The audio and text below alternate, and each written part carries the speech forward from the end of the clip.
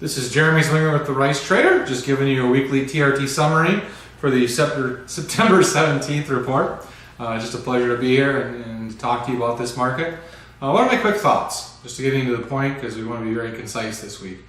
It's a weather market right now in some ways. We're dealing with hurricanes and typhoons, really.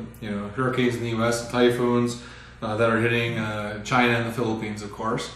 It's unclear on both sides what damage, if any, is going to be caused, and that's really the key. Is this going to be a real supply factor that's going to induce demand? It's what I've been saying for months, which the USDA report really showed for all the grains. It is the largest food supply since 2000-2001. Obviously in markets there's politics, there's timing, there's psychology, there's belief about the future. But I'm a fundamentalist in the end. These things affect short-term trades, they affect what futures markets do. But the reality is the reality, which is food supplies are very high. Rice supplies are very high. And what USDA did in this week's number, and I commend them actually, is they showed that overall food supplies are even bigger than they thought. They increased wheat supplies, they increased supplies throughout the world. So while these are interesting week-to-week points that may concern us, one can only have to look at price to see how much the market actually took. What we saw is US flat, Thai was down 2, Viet was up 2, Pakistan was down 5, and India was down 5. So a flat to down market in most markets. So the market obviously didn't think that this was that big a deal. In fact, as I've been saying, with these fundamentals, we're going to see problems with demand. And you can see, we were, I think, 0.5% behind last year. Now we're 1% behind last year, which is a very big year for trade. But trade is definitely in the second half of this year slowing significantly down. And the effects of Chinese exports into Africa, the effects of Chinese lack of demand or slowing demand, and really a lack of demand from in certain levels in Asia is affecting the psychology. But it really comes back to that first point.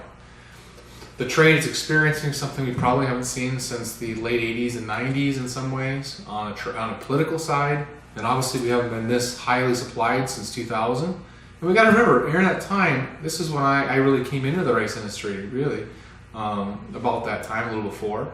We had prices that were $200 a ton, and the market would move $5 and we'd all be talking about it.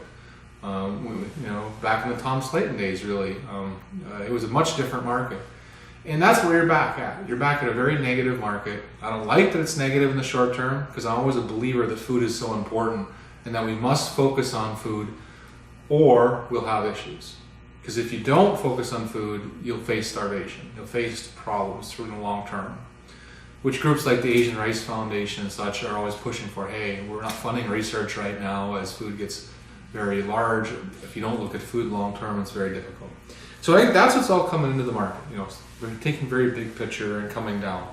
We are seeing, of course, some effects with these trade wars. China said today that they're not backing down at all. In fact, they've doubled down, at least politically, that we're going to continue these trade wars with the U.S. Turkey came out with additional tariffs where they've doubled it just for the U.S. Some of these are geopolitical things of who's working with you and who's not. But definitely these tariffs are affecting trade. Moving that to the more of the U.S. market, you're seeing it in the futures market. It's down 25 cents today, back down to 10.50 a hundredweight on the futures. You really should see these export prices retract. We hear, at least there's worries Iraq's not going to go to the U.S. this time. There's a lot of hope. And there's a concern because this crop is very big in the South. We have acres update in the U.S. section. It just shows what we've been saying. Acres are up 25%. Yields are extremely strong. Medium grain acres are dramatically up. One of the largest supplies we've ever seen, 60 million hundredweights, based upon the USDA estimates, which we actually think are even higher than that. It's just a very heavily supplied market worldwide, and especially in the U.S. So where does that lead us? As we're getting 4 weeks out to the World Conference where we'll all meet, it's just a different market. One we haven't seen for a long time, one that's hard not to be short-term negative on. We're going to really need some weather event or something to affect it. And if we don't get that, you're going to see a drag in this market. Will it go down to the 320-ish level in Asia that some are talking about? It could. definitely that probability is there when the last time supplies were here was 200. If you take some inflation, you take some general economics, what's happened globally, you still add $120 a ton from that place 20 years ago, and you're similarly placed based upon cost, oil and such. So I'm negative. I remain negative, at least in the short term.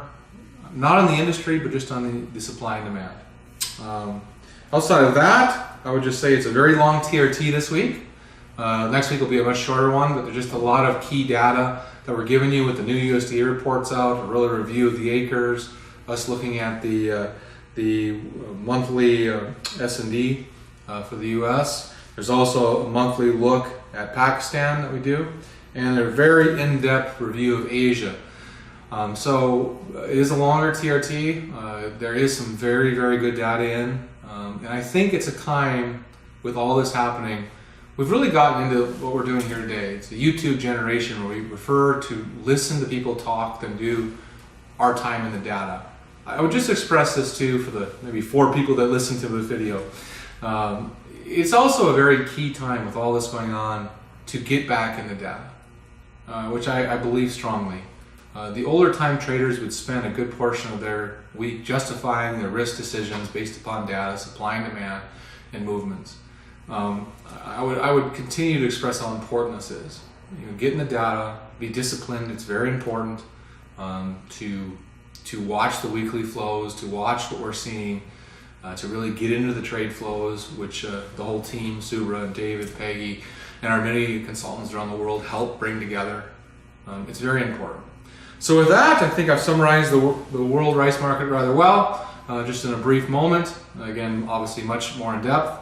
The World Conference is quickly coming upon us. Many of you are texting me, hey, Jeremy, just register me for the conference. That's really not how it works.